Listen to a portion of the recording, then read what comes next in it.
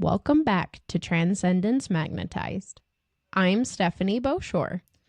And I'm Kristin Pierce. Last week, we armed ourselves with the historical ammunition and the shocking visual evidence of the spiritual infection across the entire Morehouse block. We showed you how the cult leader was exploiting the history of grief, hierarchy, and spiritual vulnerability in Buffalo, North Dakota. The time for research and investigation is over. The reckoning phase gave way to the realization that we couldn't fight this battle remotely. This week, we pivot into the collapse phase. That meant a 19-hour journey to the heart of the battlefield. I drove from Utah with our incredible guest, Rebecca, and we were finally joined on the ground by Brianna, the woman who is living with this reality. Brianna wasn't able to join us today, but we are ready to share the raw, step-by-step account of the Morehouse cleansing. We are honored to have Rebecca with us today to offer perspectives on this pivotal event. Every strategic move, every tool we brought, from the 46-pound piece of obsidian to the personalized protection blends, was in preparation for dismantling this system of control. Today, we are sharing the full, unfiltered story of entering the Moore home, confronting the entities, and fighting for restoration for those trapped souls. We promised you action. Let the transmission begin.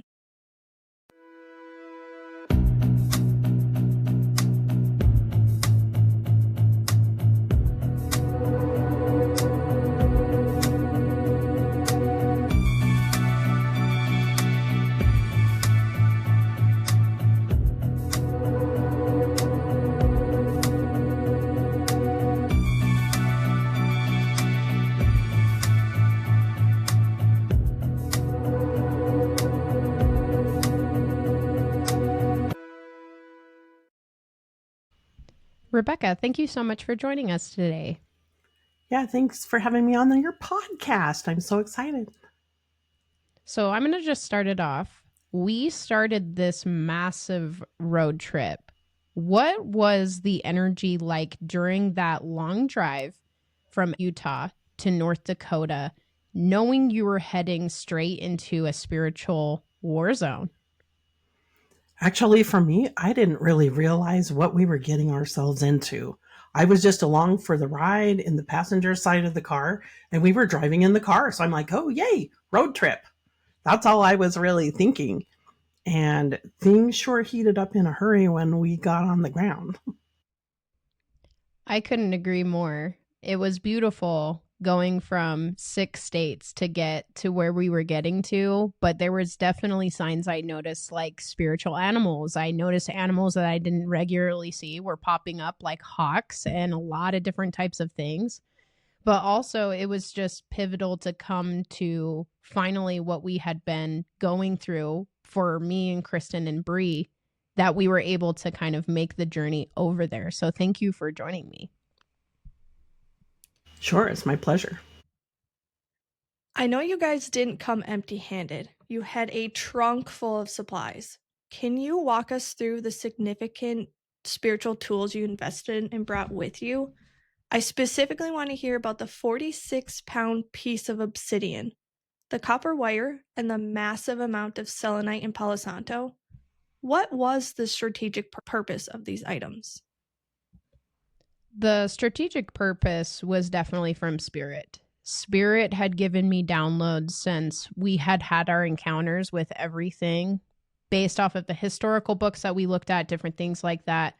I had asked Spirit, what do I need to prepare in order to definitely cleanse this household? Crystals were massive. And when they did inform me of a chunk of obsidian, they were not kidding that it would need to be a massive piece of obsidian, and obsidian removes negative energy.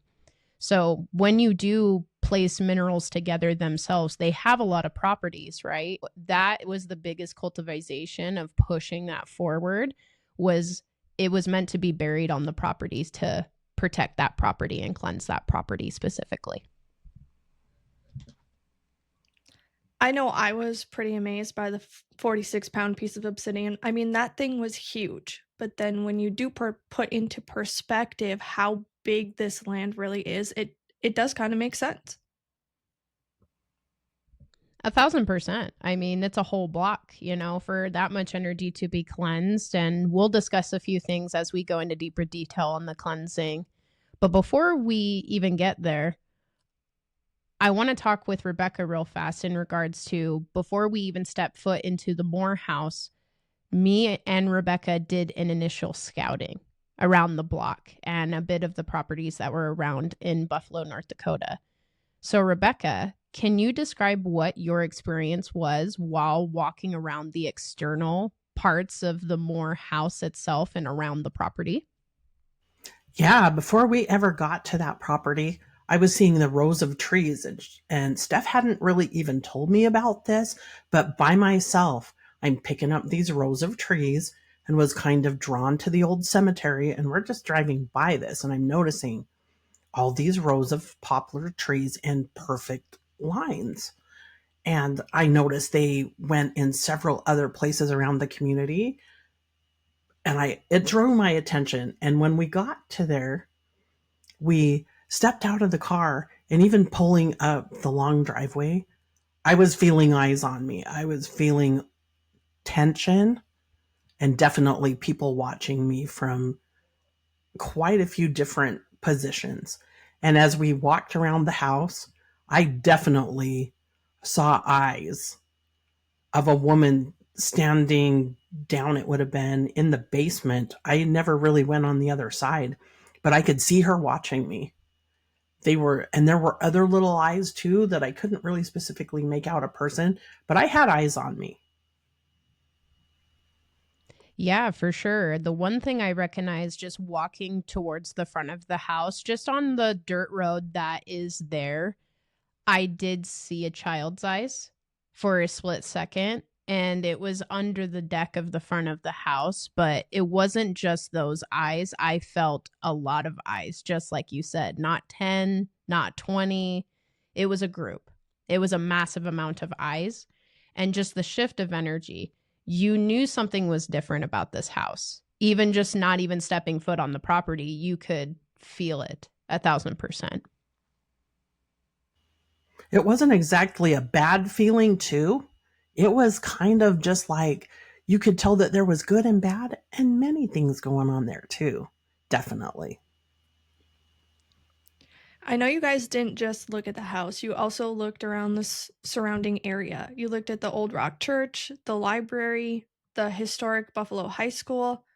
What were the energetic connections between the Moore House and these other community structures? So around those specifically, I definitely noticed the rock church caught my attention. The external build out of this building, it has a lot of massive rocks that kind of create the structure underneath the windows and even up towards the top of the house itself. I was led over there, and I did notice the library next door, and something gravitated my attention to walk towards the library. And as I got to the front little sidewalk, Spirit informed me to put my heel on the deck of that sidewalk.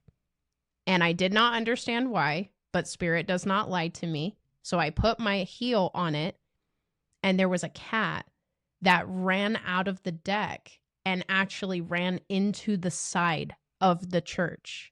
So I walked back over there, and I'm scouring these rocks that had kind of collapsed down. This building is very, very old.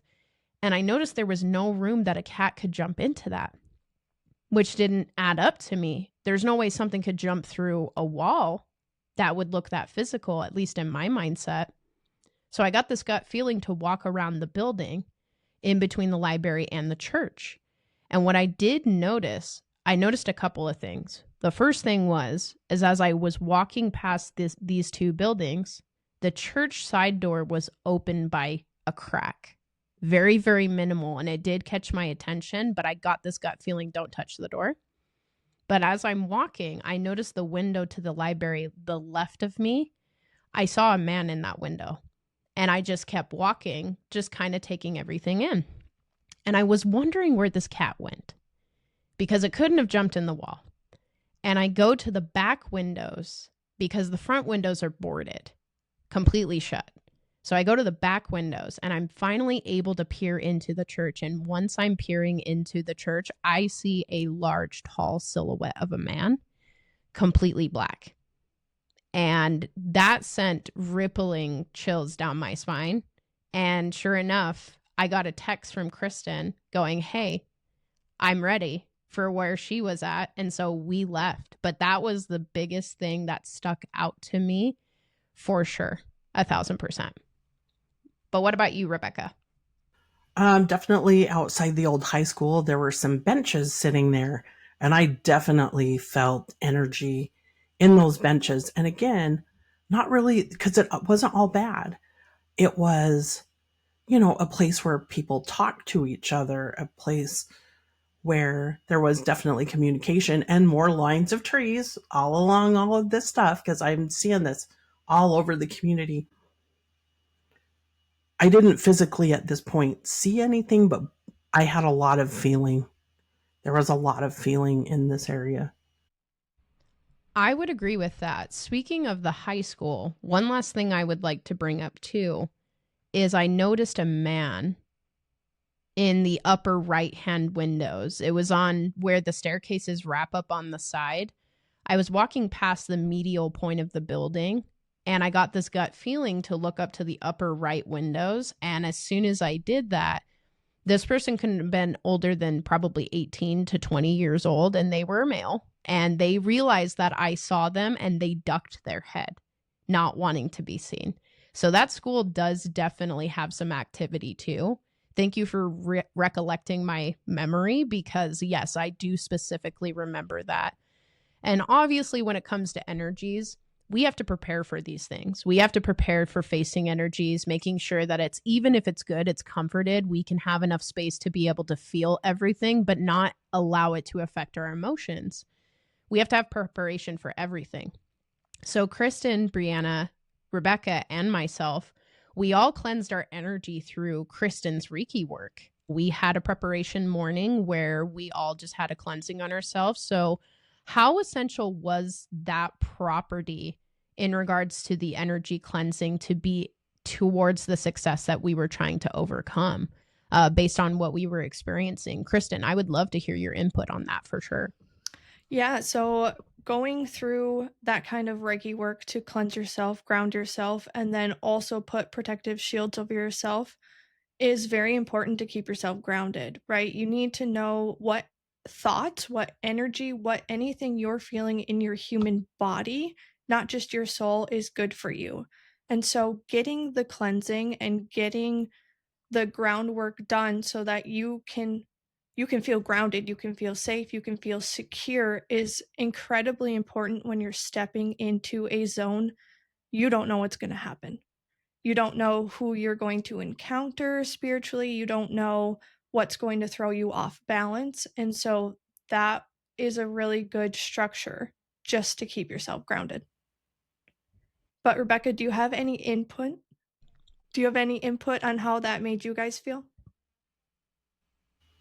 Yeah, it was definitely a very calming thing, and kind of like strapping on your armor and getting ready to go with whatever comes at you, basically, for me personally. Yeah, what I was going to say is, to me, it felt like spiritual armor got amplified in me. And it is because, Rebecca is also a psychic medium. I am a psychic medium as well. And so when you amplify the protection zone on your original energy, I do definitely swear that it felt like spiritual armor. I feel like I could look at something that would normally scare me, and it would definitely not be able to touch me, neither breathe on me. And it, at the same time, feeling like armor, it was a space of peace. It was almost like I had this calmness, like I could have the unknown come at me and it wouldn't shake me at all, from emotions to strength to many different things. So I love that aspect because it really did create success for all of us. So I just want to say thank you to both of you for recognizing that. And I'm very glad that that was able to help you during that day. But Steph, that ties into the personal protection, the bottles itself. You did build out individual blends, crystal bottle blends, specifically to aid in protecting each person. Can you detail the intention behind creating those personalized protection blends for this particular situation? absolutely. I work with minerals a lot as a sidekick. It's definitely my sistering to the stuff that I do. And specifically, each person needs a different umph of protection. I listen to spirit. I listen to exactly what they have to say when I'm blessing these bottles. It's specifically different for everybody. However, I didn't want just Kristin's Reiki to be the protection point and the cleansing point. We needed to double layer that for sure. And so the minerals that I use is I use Palo Santo sawdust. I grounded up Palo Santo, which is going to push away anything that doesn't serve you. It's going to cleanse the space. But the most important thing was the obsidian, right? I use chunks of obsidian because it repels negative energy, but I use geode quartz because geode quartz balances the mind, body, and spirit from head to toe. It's known to balance out every single chakra point. So if you're going to be protected, you might as well be protected in every circuit within your body. So just like Kristin's Reiki, it was a different type of protection, just covering those layers specifically.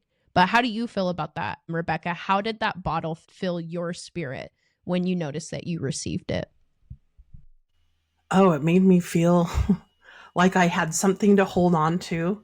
Like when you're fixing to go into battle, I had something in my hand, I had something in my heart. We were all just clearing our minds and getting ready to help this poor lady figure out what was going on.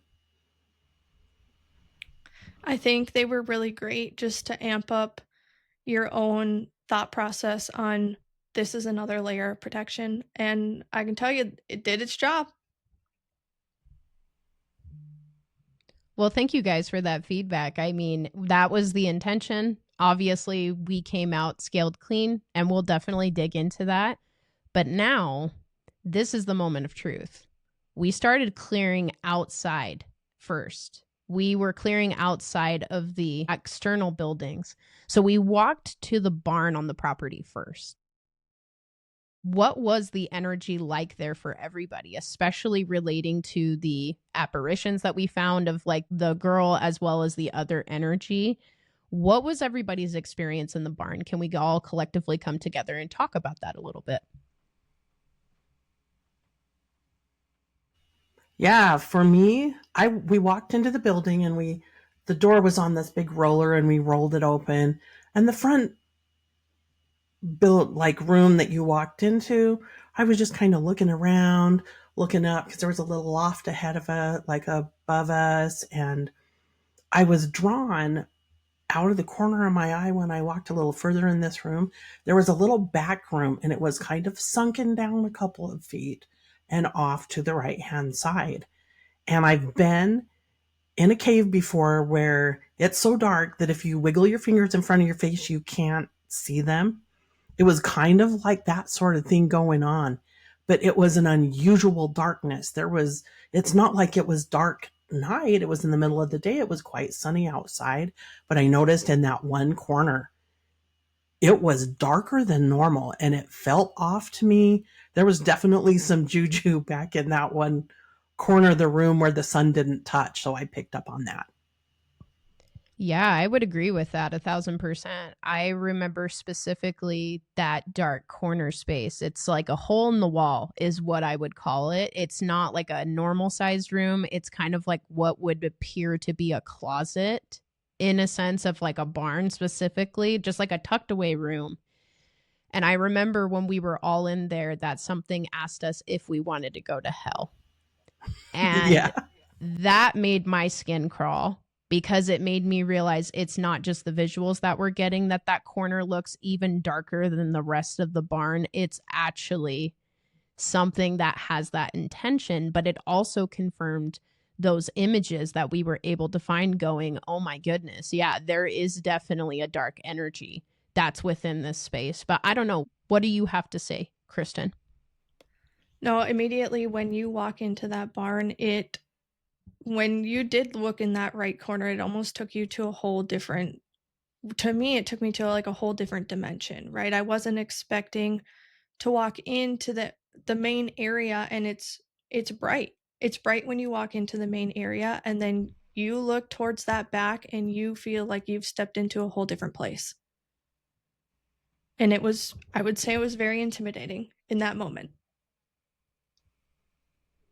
So we moved closer to the main structure after we walked into the barn. We walked between the icebox and the garage. What did the two of you encounter in that space between those two buildings?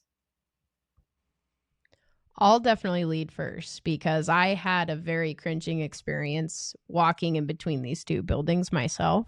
So, of course, we faced the energy in the barn asking us if we wanted to go to hell, which was not a fun, pleasant thing. So as we walk out of the barn and we're going in between both of these buildings in the opposite direction that we headed to the barn, I felt something on my back, like walking up extremely fast. I'm 5'2". There's no way this thing could not be 6 foot.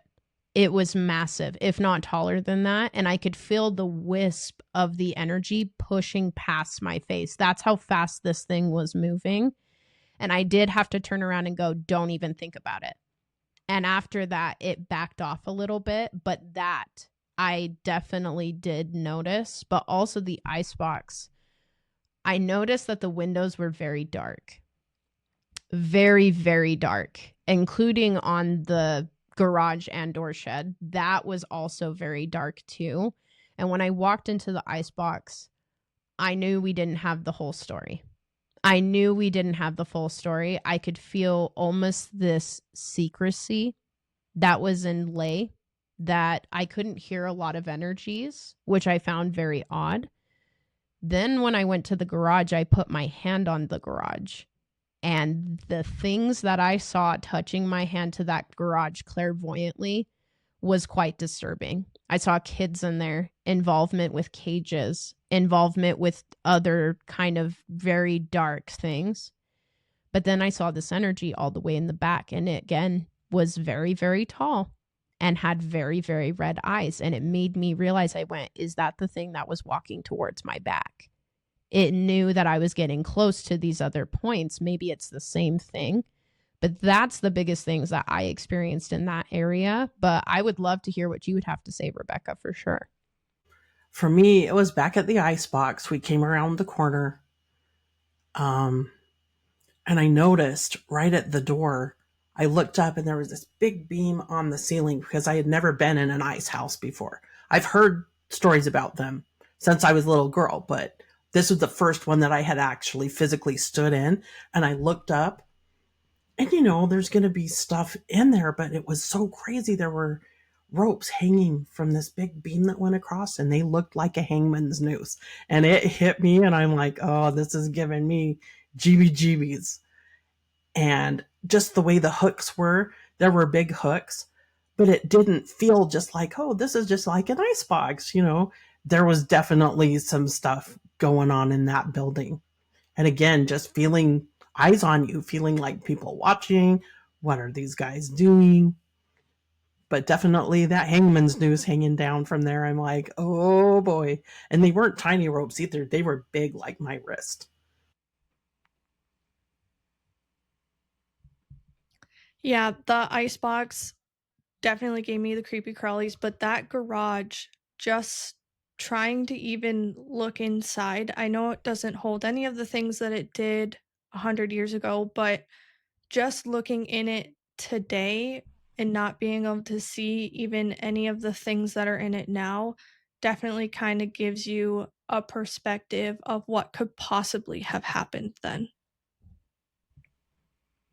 Absolutely. There was some soul gripping visuals that I was getting when I put my hand on that garage. But it's time to go inside.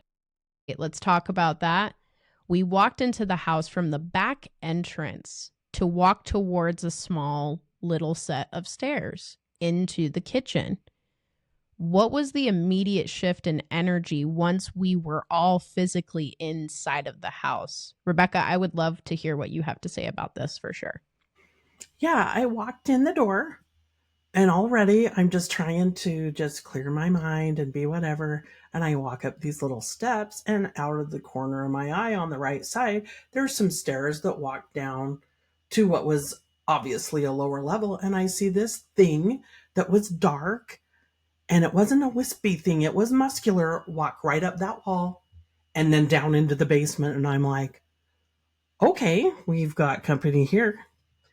I don't know if anyone else saw it, but I'm like, I think I did say to you guys, did you see that? Because I did.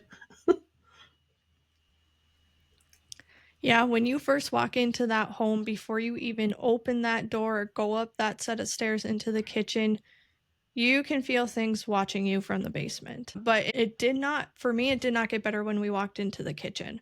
I know we opened the door and immediately you could feel that dense energy, like Brianne has explained, where you could have 100 people in the house, but you think you're the only one because there's so much in there. But Steph, I know you had some feelings when we walked in, so we'd love to hear it. Yes. I've felt energy for quite some time now. I have felt energy since I was a very, very young child. I know when people are around, when they're not really around, they're spirits. And I would confirm that this house felt triple its weight. So when Kristin does talk about the facts that there is some density in this house, imagine social anxiety, right? Imagine being in a crowd with a bunch of people and you go, hey, I need to separate myself. Imagine being in that situation and walking in a house, but there's not a single other person in the house other than us. And it feels like 100, 150 people. It's hard to put a number on it, really. But I know, Kristin, you had a question specifically in regards to the next location. Yeah, let's walk to the main living area. When we walked through the dining room and then sat in the living room, were there any spiritual or physical activity that anyone was experiencing in these central foundational rooms? Rebecca, I'd love to hear some of your insight on that. Yeah, we walk into this beautiful house, and I'm just taken back with how beautiful it was, and the crown molding, and it had really pretty windows, but the energy didn't match all of that. As my eyes are taking this in, I'm definitely feeling energy, kind of like if somebody you don't know stands too close to you and you kind of want to back up. It felt like that. I'm seeing things and, that kind of thing, but I'm also feeling things, just going, oh my gosh, it's so heavy. There's so much going on. Yeah, 1,000%. I know there was definitely encounters that I was receiving as we were walking in through the dining room and just sitting in the living room. I had that feeling too, that tension feeling. It's almost kind of like this openness feeling, but there's also tension in the air. There's a lot of mixed emotions that are going on in this house. But the one thing I did definitely remember that sticks out to me for sure is I was sitting on the couch and I had noticed a hallway behind me that led to the front rooms. And I had this cabinet that was almost directly right in front of me that could reflect what was down in the hallway. And I could see something on all fours walking back and forth in that opening of the front room through the hallway, through this reflection in this cabinet. So that was the first thing that I did visually see 100%. And then I also did notice that something wrapped its fingers very slowly, because there, between the living room and the dining room, there are doors that can actually shut and cut off the access to both of those rooms from each other. And it was sticking out just a little bit on the left-hand side. And I had noticed long fingers, very, very sharp claws, definitely wrapping its fingers slowly around, making itself completely known. And talking about that, didn't you see something in the dining room, Rebecca? Talk about that a little bit. Yeah, as you're seeing that same thing, I'm seeing him too. This was not the same thing that went toward the basement. This was a more wispy, not as muscular looking thing. But oh, yeah, he's just walking back and forth, like just watching what we're doing, taking in everything we're saying. And there was a fireplace in that room too. And I didn't exactly see something, but I could feel energies moving in and out of that fireplace. Like we had a lot of things watching us, seeing what we were saying. They were definitely looking at us as much as we were looking at them. Absolutely. And the last thing that I will add, because it just came to mind, is lamps. There was a lamp specifically that had 5 different heads on it. Depending on where you were sitting, you could actually pull multiple of these heads towards you, down, and etc. It was a beautiful piece of, just like aesthetic that could be in a household. I could see why. But the heads of these lamps were moving all by themselves as we were sitting in this room, and definitely when we started to walk away, they were absolutely moving on their own, just shaking in the air. So there was definitely a lot of energy in there because of the shifting that was going on. But what about you, Kristin? I'm very curious too.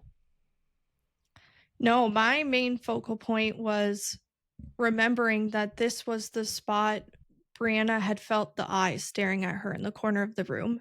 And you could very much feel that when you sat there. I did have my back turned towards that corner of the room, but you could very much tell that something was standing there. That corner of the room was very dark.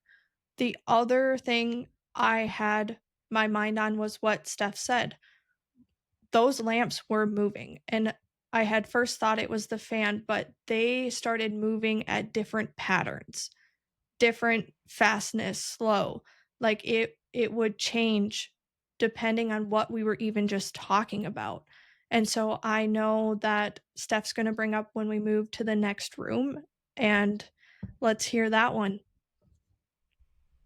Yeah, absolutely. We then found ourselves drawn to a very specific corner of the house. We walked away from the living room and went to the front left room, which we called the ladies' room. What was the most specific energetic finding in that specific area? Can we all take a second and talk about that? Let's start with you, Rebecca. Yeah, for me, again, I'm taking in all this woodwork, and it was just beautiful in this house. It's a shame that such naughty other things are in there because it was absolutely beautiful. And when I walked into that lady's room, there was a full body apparition on the stairs. I picked her up straight away. I feel like she was the mom, and I saw her, and it kind of took me back because we're seeing dark little things, going across the floor and stuff. Here is this full woman, and she's in a very beautiful dress, kind of ruffly, and she turned and looked at me and made eye contact and then just turned her head and just walked up the stairs. But her whole body was there. And I'm saying to people, are you seeing this? And I don't think anybody else saw her, but I think she was shocked that I saw her. She was kind of taken back. I don't think she expected that. No, I think there were quite a few. I know I had personally been facing towards the windows, and I started hearing something walking back and forth on the deck. I first thought maybe I was like bouncing my feet because, at that point I was just trying to keep us all grounded. But I definitely saw then the curtain moved. And so I kind of just was watching it and realized that this energy that was standing behind the curtain was more so felt very scared. And so then I started looking, and there was a man on the deck that had been walking back and forth. And this energy was getting a little bit nervous of this thing that was walking back and forth on the deck. So I know Steph has had a few other things happen. So what your input? Yeah, I agree with that 1,000%. I had noticed a male energy that was definitely messing with the curtains, and he was making himself very known to the curtains and the front corner of the room on the left-hand side from my point of view. was very clear as day. You could not ignore his energy. It was almost like it was in your face. But at this time, there was a lot of kids coming through. There were a lot of kids having conversations, and even some of the women that were coming through too. And the most common thing that they were saying at this time was, are you scared? Are you prepared? Are you ready? Are you nervous? They were nervous for us because they knew whatever we were just walking into was pretty erratic and heavy. And I kept asking them, I go, where are you guys? And it was crickets. And I was trying to understand that, going, why are you being so quiet? And then it hit me. I realized they were being quiet because they weren't supposed to tell me where they were, because something did not want them telling us where they were. So that was a very fascinating thing, going, okay, that's a massive red flag, obviously, you know. But I know, Kristin, you want to be able to kickstart us off on the next location. So after that, we needed a moment to kind of regroup, go ground ourselves. So we went outside on the lawn and we took a brief break. What would you two say was the consensus of the feeling you had when we went outside to take that moment? I don't think it was as heavy for me outside as it was inside, because it didn't feel quite as confined and as claustrophobic, maybe. And we were just sitting on the grass, but I could still feel energy underneath that porch, on the front porch, things moving past windows. It's just kind of funny. You would kind of see things out of the corner of your eye and turn. And sometimes for that split second, you would see it, and then it would just be gone. One thing I noticed on the lawn was definitely the eyes. It just brought me back to the first day where we walked around the property. And again, the eyes, it's almost getting way more intense now because we're actually in the house on the property itself. So that definitely heightened, I would say, well over 30%, just that increased energy. But there was one specific thing I noticed. I was sitting out on the lawn, and I remember the sun started to like kind of kiss our skin a little bit. It was peeking out a little bit. And as it kind of bounced that light towards the lawn, I had saw the tiniest little fingers. It was definitely a child-sized hand. And under the deck, there are these skinnier boards that are just kind of placed all together under the deck, but one of them was missing. And this is where I saw this hand reach out, and I could see these little eyes. And I realized that that was a child, and it connected the dots for me, because what I had just asked them, going, where are you guys? I'm seeing one of these kids. So they're trying to show me without talking, because they know they can't really say it out loud, because there's things that are obviously in that house that don't want them to talk. But it was clear as day that they definitely wanted us to know exactly where they were. And it made a very, very good point, because I went the basement. That's the only place that I can think that would be that low. So that's my personal feedback on that. Is there anything that you wanted to add, Kristin? You know, outside was just really a moment for me to recharge. So I did take that moment. I quite honestly didn't look for anything. I didn't try and feel anything. I just took that moment to recharge, and I thought that was really beautiful, because it felt like I was given that moment just by myself and the outside. I love that. I think we all got definitely a revamp of energy. Just like Rebecca said, it's like almost like you could not feel claustrophobic anymore, which is grounding for anybody, truly, to like be able to feel those feelings. But when we went back in, though, we went upstairs. And when we walked back into the house, we went up this first flight of stairs that lead to the second floor. What was the feeling or heaviness we all noticed going from the main floor to the second floor? Let's talk about that. Rebecca, let's start with you. Again, we walked back in the house, and we've already experienced a little bit, but that claustrophobic type, eyes on you, things going on. I was definitely hearing footsteps, and I'm thinking, you know what? This isn't us. We've all got on tennis shoes or different shoes. These were like footsteps from like boots, riding boots, men's work boots. That's what it felt like to me in that hallway specifically. And the first thing I remember, because we went into Brianna's bedroom, again, just like that barn, she has this little bathroom in there. And again, this is a sunny, beautiful day. It was a little bit cloudy every once in a while, but we had bright sunlight on this side of the room. And in that bathroom was that same funky blackness that just shouldn't belong there. And I get, there was no window in that room, but the kind of darkness that was in there wasn't your average darkness. Again, it just felt a little bit sinister.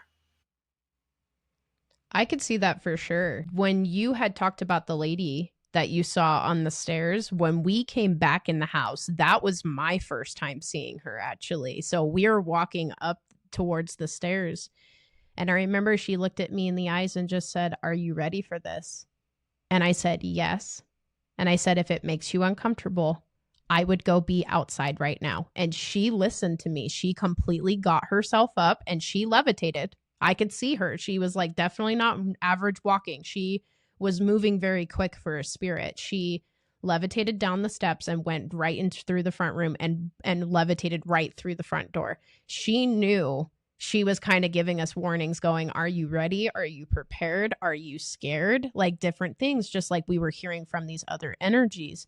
And I remember hitting that hallway. I could feel things hiding.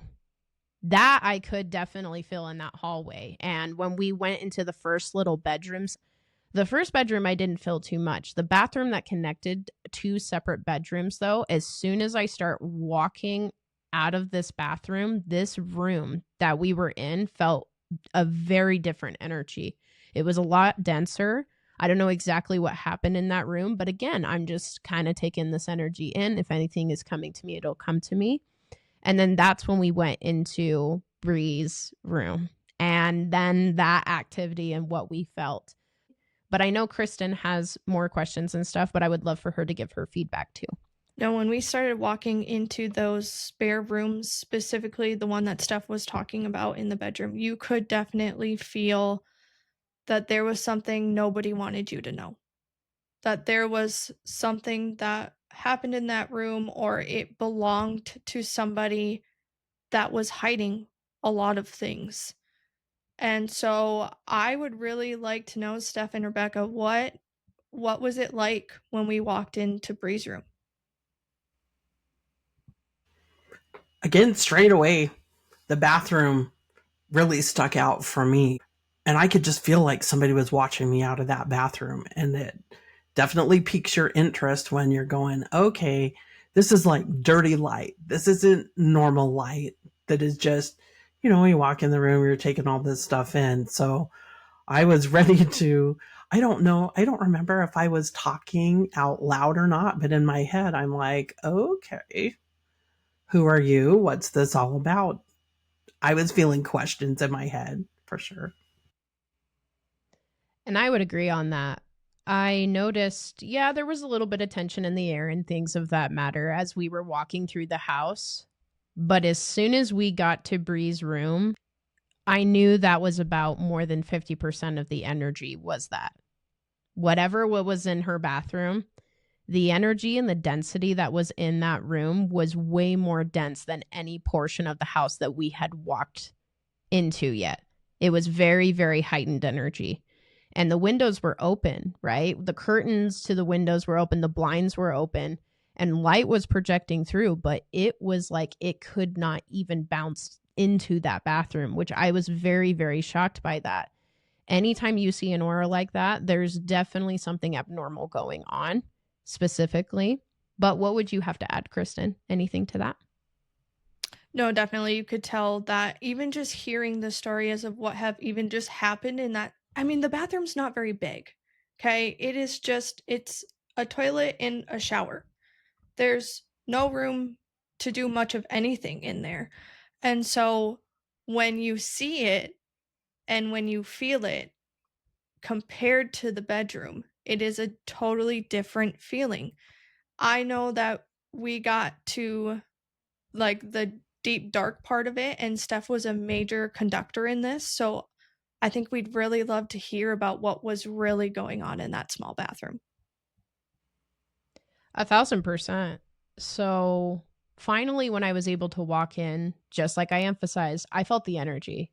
And I knew there was an energy in this bathroom causing things. And this bathroom is not big. Kristin's absolutely accurate. It is definitely just got a shower in it, a toilet, and a sink. It's nothing crazy. It's just like very, very small.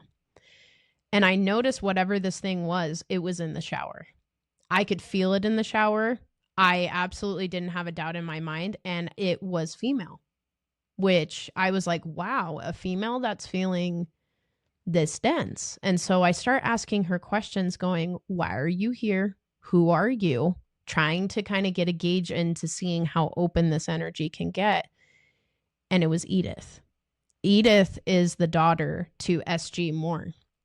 And I had been able to dial in and just ask her questions. And she was upset.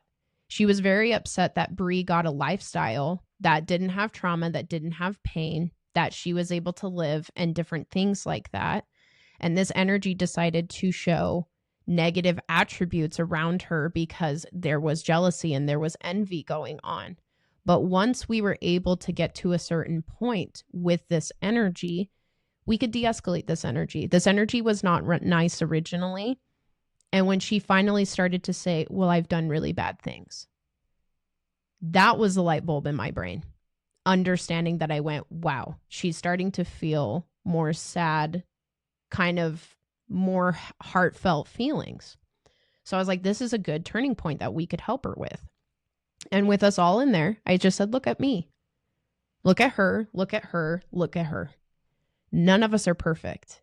So I promise you, we're not here to judge you, but I need you to be able to tell me some of the stuff that you've gotten involved with.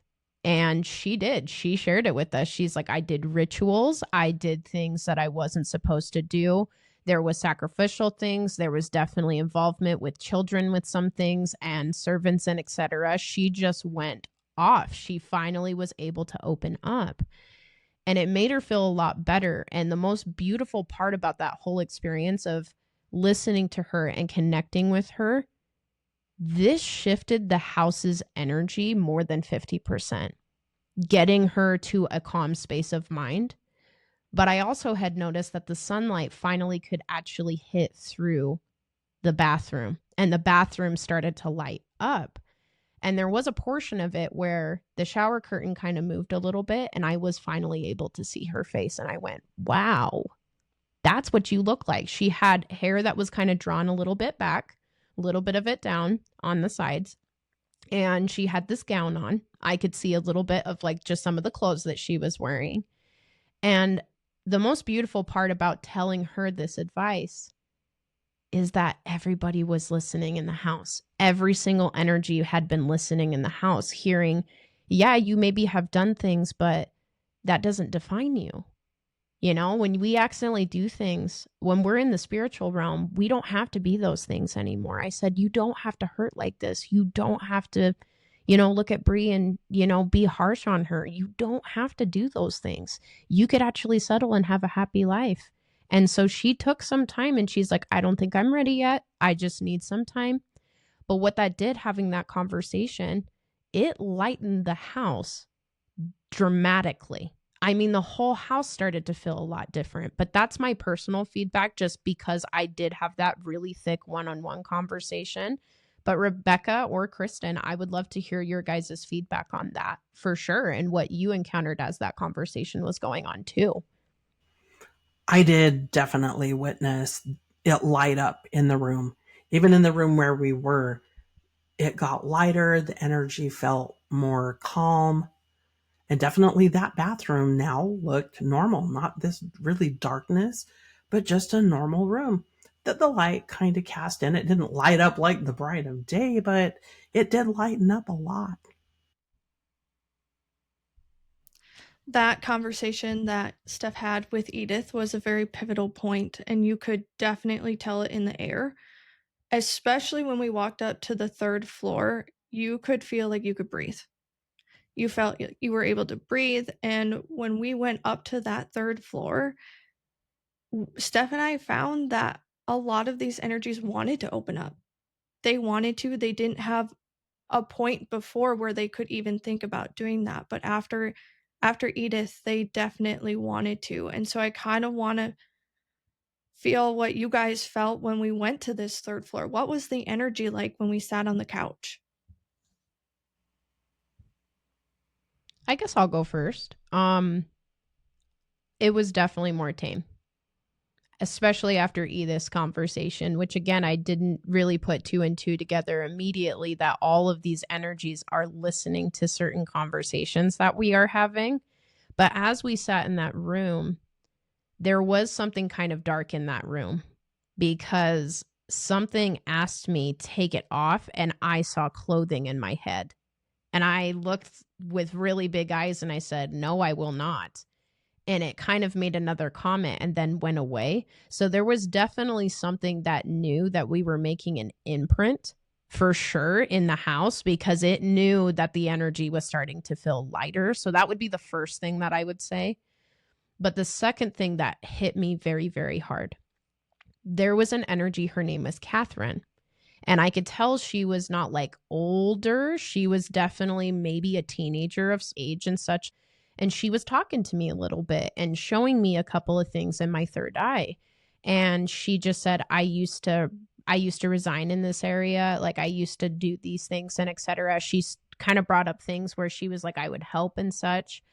But then she gave me this vision. And this rocked my brain a little bit. So that third floor was known for servants quite a bit. It was definitely known for that. She made that very clear as day. But there used to be hooks where the TV is right in front of that couch. There used to be hooks in the ceiling. And she showed this to me, and they had chains kind of coming off of them with another hooking. And I go, what are you supposed to do with that? And all of a sudden she gave me the feeling, and I got, again, a couple of downloads, and those hookings were meant to hook into people's skin as torture.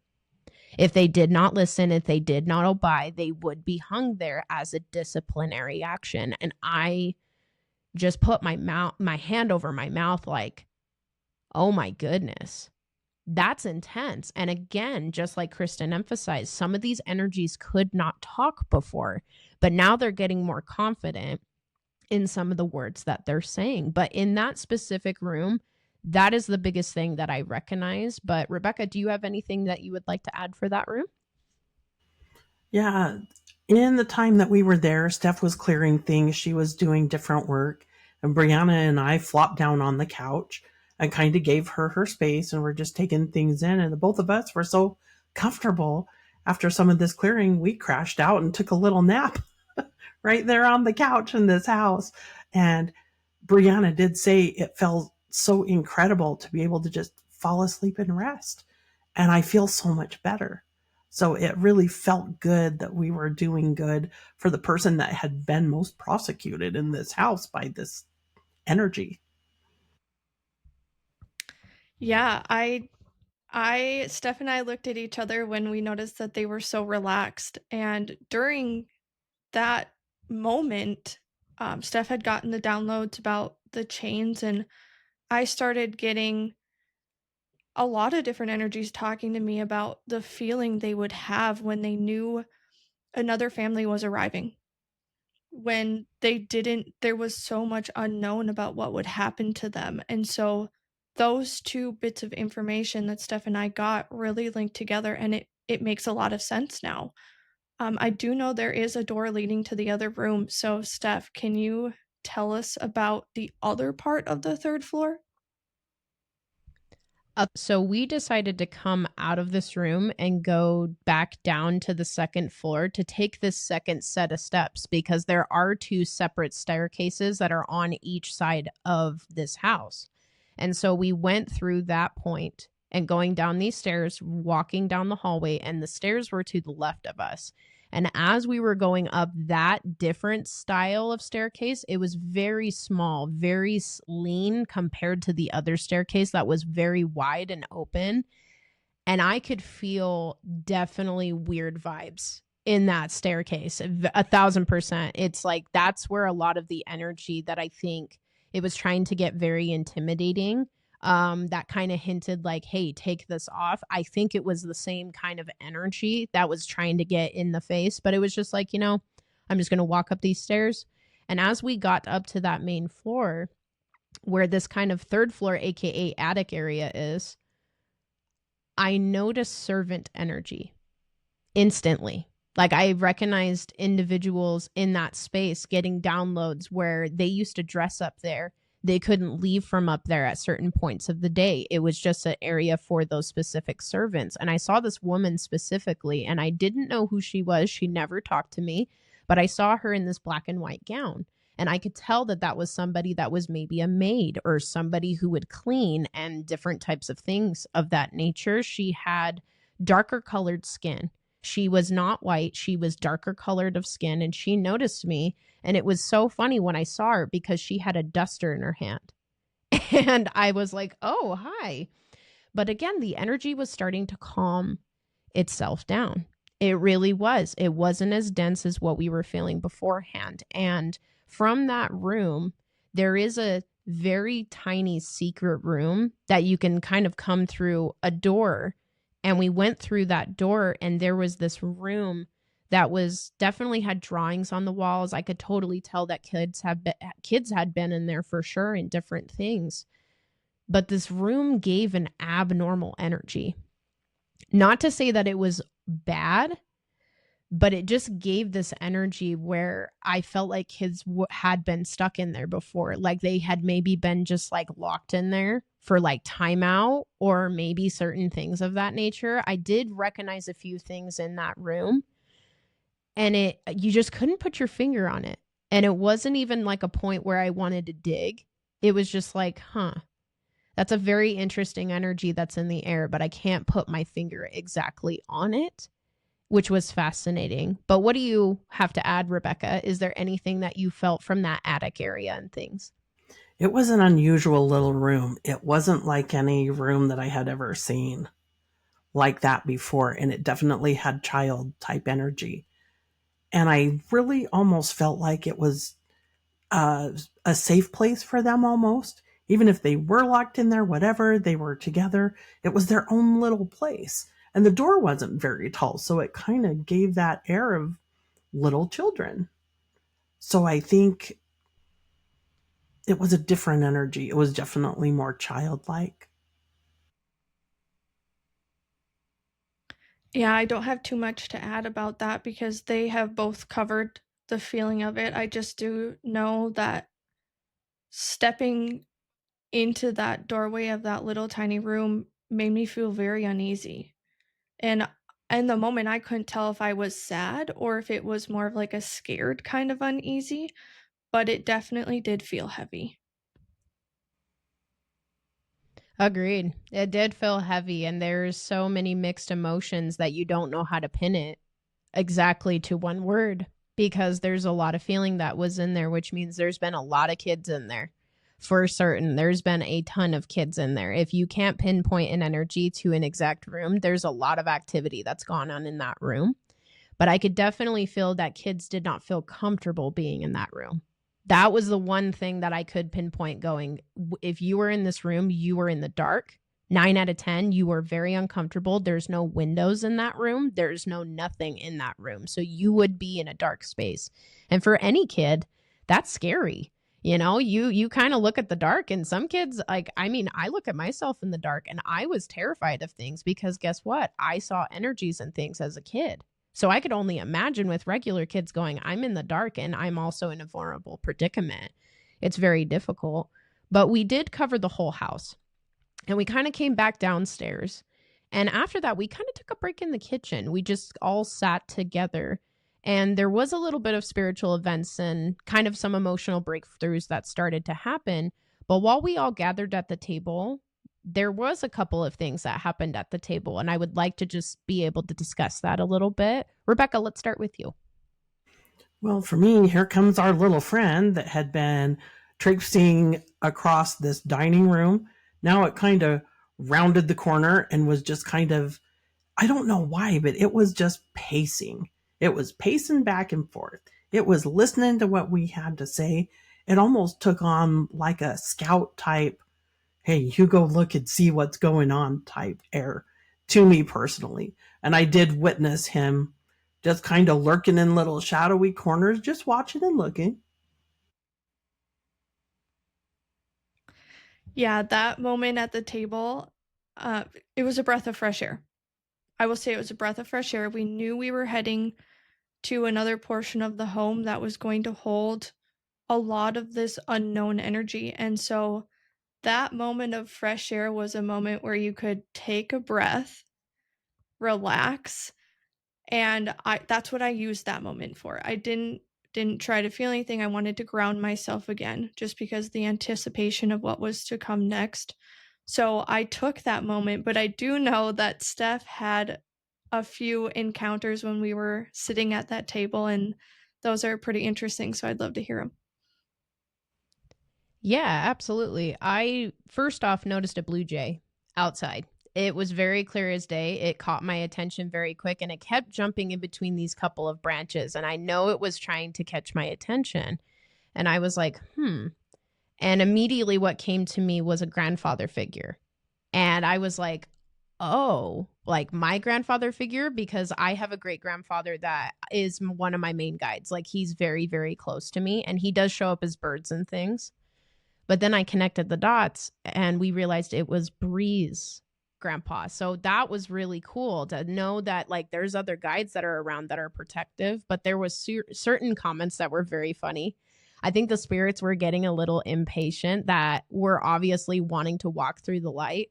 And we were just joking around and talking at the table. And one of the comments that came out that was really funny to us, really, but it was like, you guys are annoying. And the reason why it came out is because they were like, hey, we're ready to walk through the light. Like, you guys are taking a break. Like, no, this and that.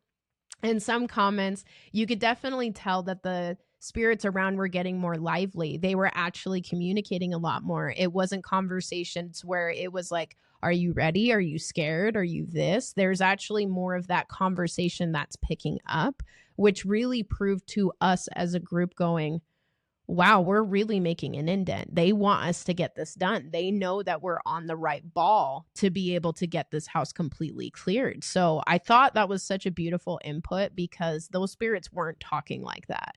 And then they started to say things like laughable things, kind of sarcastic things, which I thought was kind of funny because I'm like, wow, from going from pain to being able to laugh and actually be yourselves is a very good thing. Shows where a spirit is. They're very, very comfortable. Okay, so I know that after we had those encounters where, these spirits were starting to become their emotional selves. And like Steph said, they joked around, they were sarcastic, they called us annoying, which was really funny.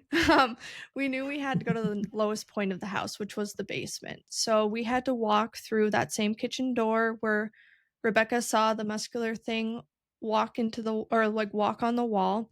So we walked down to the basement, specifically into a wine cellar area. We do know that there's no windows down there. What was the atmosphere like in the lowest part of the house? And what spiritual activity was tied to that location? Rebecca, do you have any input?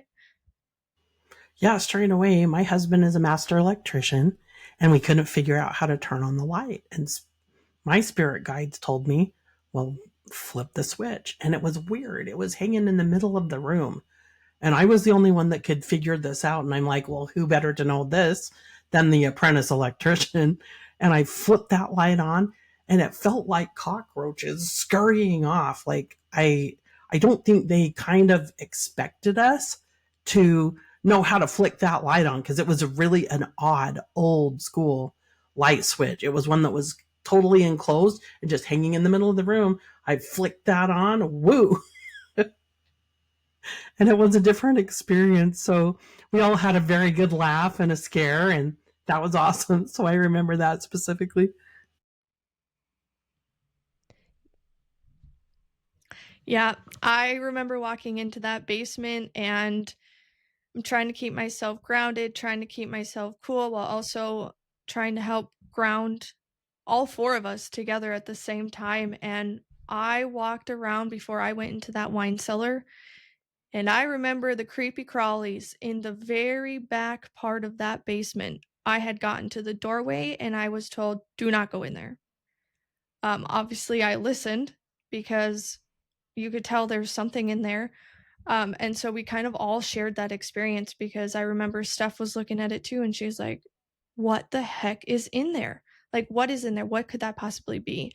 But then we moved to the wine cellar, and I know that's where we got to the deep, raw part of it. And so, Steph, I know you had an experience in there, and I'd love to hear about it. Yeah, absolutely. And ladies, you are absolutely right.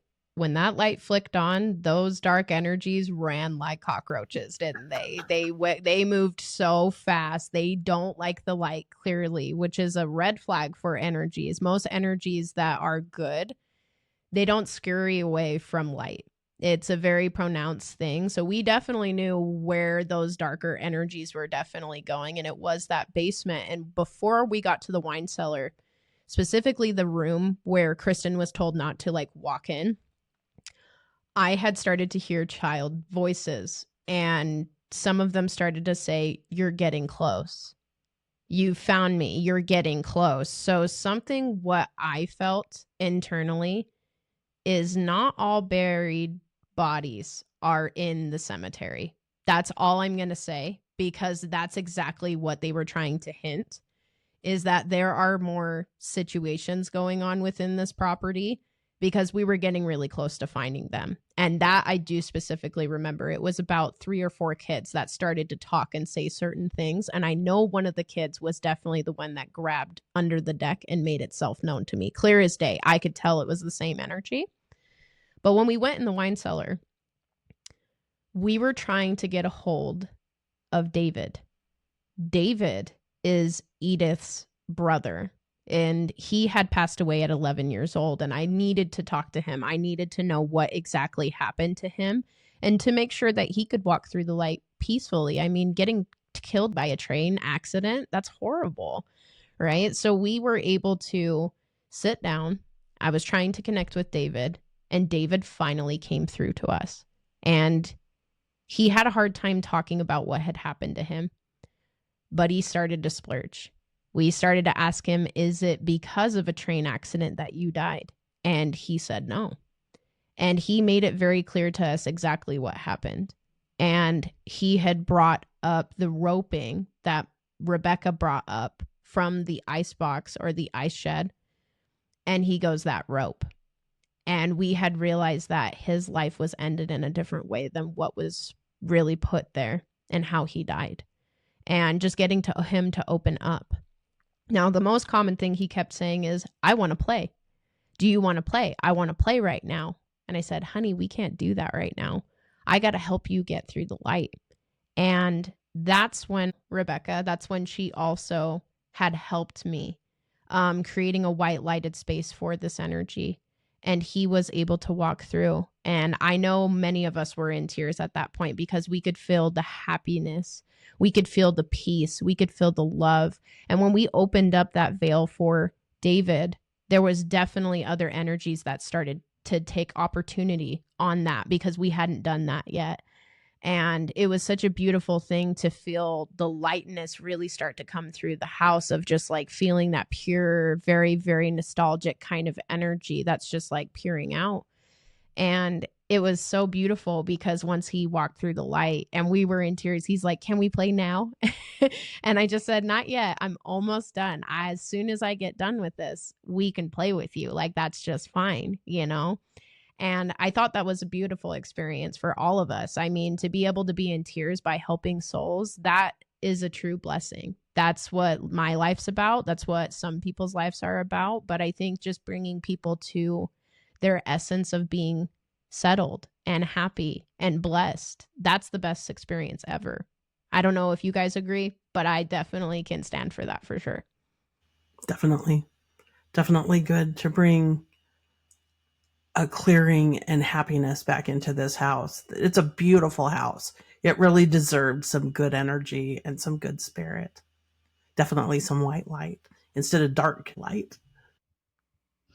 Yeah, that was a beautiful moment to know that you can help not even Brianna on the earthly plane live in a house that feels just good, like a house should feel. Like it feels like your own. It feels like you can create this life inside of there, but also being able to help souls on a different level to be at peace, to love themselves, so that they can also pour in and love other people, other souls. I mean, I know what I know now versus what I knew then. That was the moment that was absolutely beautiful. Yeah, thank you, ladies. I think it was such a beautiful experience. And of course, by that point, the basement had relieved from a lot of that dense energy that we were naturally feeling. It lightened up like crazy in there as soon as we were able to kind of walk David into the light. And I think others were definitely taking that opportunity to walk through the light already just because they were ready. And so then that led us obviously back to the ladies' room, that front room that we were in initially, where Rebecca saw the woman on the stairs and things like that, where we saw the man in the window. And we had just felt this amazing energy. So during that moment, what was the moment like when we all realized those trapped souls had finally found peace when we sat in that room? Rebecca, we'll just start with you. I love that we can help people find that light. And I know a lot of people might not believe that people are stuck here. I believe personally that they are. And it's wonderful to know that you can give them that acknowledgement that, hey, it's okay. Everybody makes mistakes. You don't have to wallow around and have negativity for the rest of it ever. You can go into that light and accept God's love. And that's the number one point of my whole trip there. Yeah, that moment that we walked and we sat back in that room was the first time I felt myself take a very deep breath. It felt like I was taking only short breaths. I wasn't able to like really gain the clarity that I needed. And then it made me realize that that's how those souls felt when they walked through that white light, right? They felt like they could take a deep breath. They had the clarity and then they were grounded. So they were kind of using that energy and directing it towards all of us so that we could also feel like. So that was really amazing. Truly, guys, we all had a spiritual awakening while we were there in our own way, in our own pivotal way. We all are on our own experiences, but man, did we band together to get such a prominent house that is beautiful. I absolutely agree. This beautiful, nostalgic, just unique house that definitely, when we first walked in, it felt triple its weight. We could feel the density of this house, and to be able to sit on that couch. And I do remember specifically, my mom does work with muscle testing. What muscle testing is just you ask questions in certain degrees to higher self, and higher self can give those yes or no's or certain percentages. It's not something that obviously like a basic beginner could maybe start off with unless you did yes or no's. But my mom is very in tune to those things. So I had asked her, I went, how many people have walked through the light? Let's get that percentage. And she goes, 95, 96, 97, 98. She's going 98. And she goes, wait a minute. And as she says, wait a minute, we had never talked to SG more. But I saw him and a few people start walking into the white light. And as soon as they got through the white light, it just immediately lifted the energy. And spirits said success. So that confirmed that I was like, oh my gosh, we did get everybody into the light. The house is settled. It's very clear. But that was the biggest stick out for sure, that I knew we hit a pivotal point of success. Was one, the muscle testing, but two, I actually got to witness a lot of these souls walking through the light as I just sat down. But also the weight of the house. It was triple of its weight to feeling like a regular home.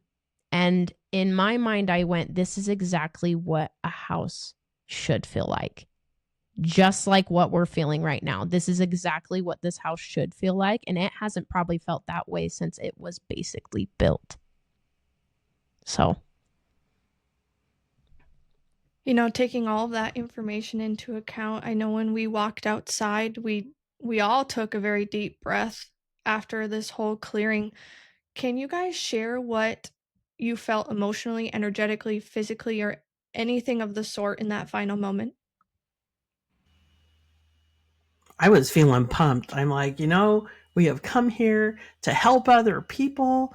We are here to help our friend Brianna. I had never gotten to meet Kristin or Brianna. So, again, I'm just along with the trip, but I was really glad to be able to have this experience and meet with Kristin's family and have some good times with them and be able to be on a really wonderful trip, but to also do very positive, good work that we knew were going to make changes in people's life and have them realize we don't have to be afraid. We don't have to be repressed. We can be happy. We can play. David, finally, you're free to play. Yeah, it was such a beautiful thing. I may get tears in my eyes as I say this because it just touched me so deep.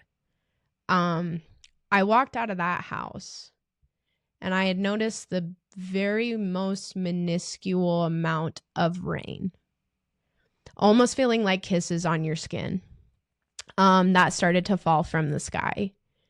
And I knew that was us getting that confirmation that a lot of these families were having tears of joy and happiness and just like release and a lot of these different things. And when we went outside, all I heard was scream.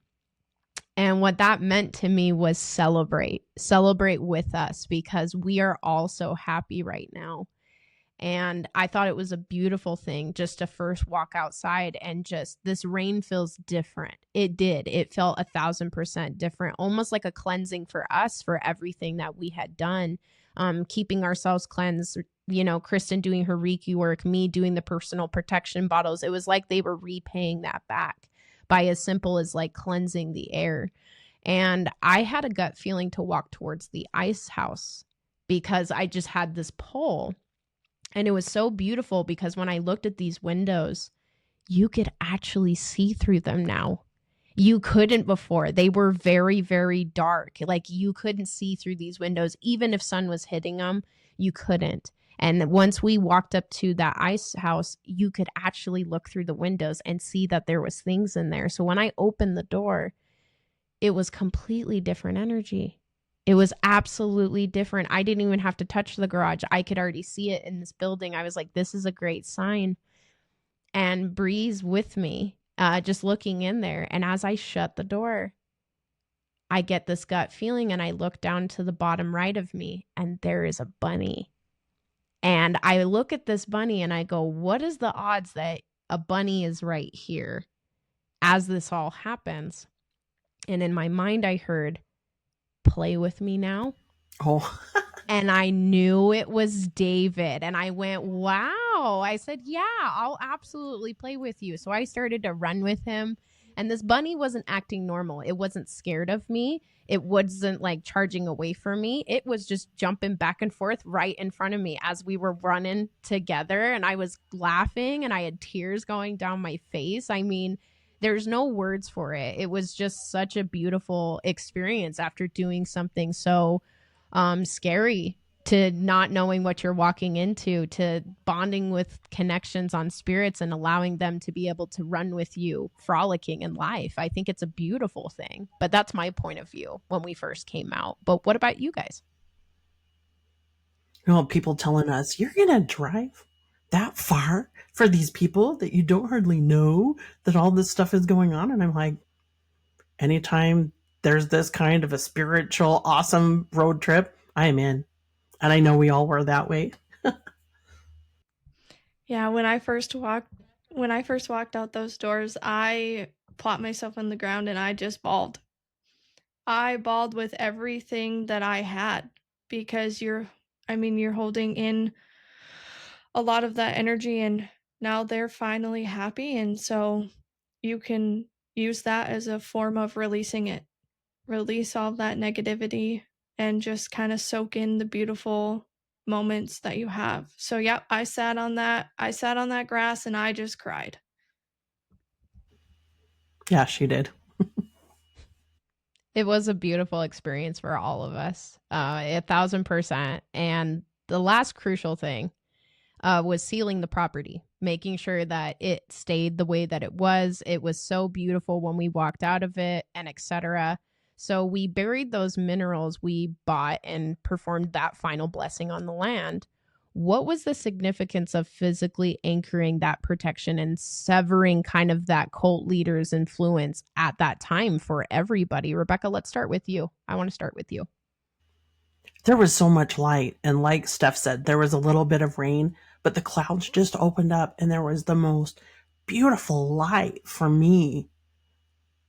That was amazing. We all shed a couple of tears and we all got that out of our system. And it's like we were cleansing ourselves. We were cleansing other people. It was just such a beautiful experience.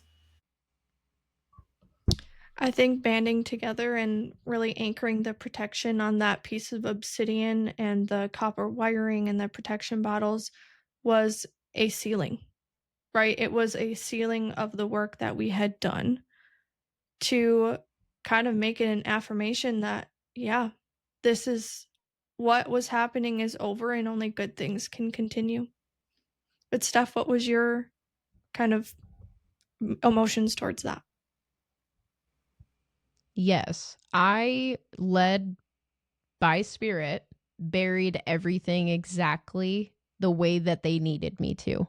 So I started with chakra bottles specifically. That's what I was told, like do certain blends for every single thing. Definitely place copper wiring within this placement, but obviously the obsidian rock. But something caught my attention. I had no idea I had paint in my car. Had absolutely no idea I had paint in my car until a certain point. And Spirit had indicated to me, get a color for each person and you're going to paint your hand and you're going to place it on the rock and you're going to place it on the Book of Mormon that you're going to put into the ground. And I thought that was very oddly specific. So I was like, okay, I'm just going to go ahead and do that. And what I had done is I also had written down the Lord's Prayer on a sheet of paper because Spirit had told me to do so. And we buried all of this. And as we buried it, we said a prayer. We said a prayer what the intention was. We even said the Lord's Prayer out loud. And on top of it, we added to that and just said, this is an anchoring spot for energies that are hurt, struggling, lost, to be able to walk through the white light. We don't want any more bad energy on this property. This can be now a sanctuary point where people can be with their families, their loved ones, and be able to settle the way that they need to. And they defined to me exactly what to do. And I remember taking my hand off of that space, that it definitely felt different. When I added all the ingredients together, as Spirit had recommended me to do so, when I took my hand off of the ground, it was a massive energy that was right there. And it was very white light. It was very, very powerful, which told me whatever this is about to do, it's going to make life a lot better, not just for the Moore house, but for Buffalo, North Dakota too. It's going to bless a lot of different things. And that's just my personal experience with it.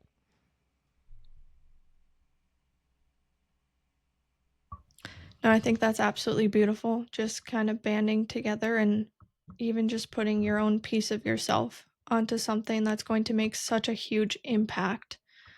And I know that was also a very, I mean, so much of the story is a pivotal point, but that was also a very pivotal point because it kind of just confirmed that now every piece of us has touched even the land.